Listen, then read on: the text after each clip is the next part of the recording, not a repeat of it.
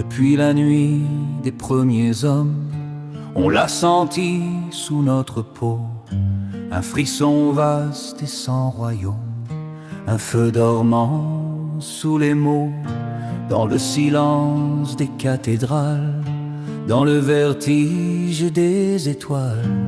Quelque chose nous appelait sans jamais se laisser nommer. C'était là dans l'air, dans le vent, dans nos doutes d'enfants. Le monde de l'invisible, celui qu'on portait dedans, un murmure indicible, plus ancien que le temps. Aujourd'hui il vacille sous nos doigts étonnés. La connaissance scintille et la puissance est entre nos mains. On a cherché dans les prières, dans les livres et les éclairs, dans la science et les mystères, dans la lumière et la matière. On a brisé des certitudes, traversé 1000 solitudes, pour comprendre que la vérité était là, prête à s'éveiller. Comme une porte dans la nuit qui s'ouvre sans bruit. Le monde de l'invisible, celui qu'on pressentait, devient presque tangible, comme un secret dévoilé. Nos regards s'illuminent, nos peurs sont désarmées.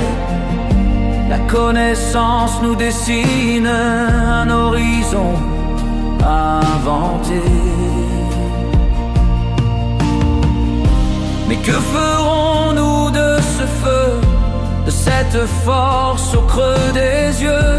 Chaque réponse est une clé, chaque pensée peut tout changer. Entre l'ombre et la lumière, nous marchons conscients et fiers.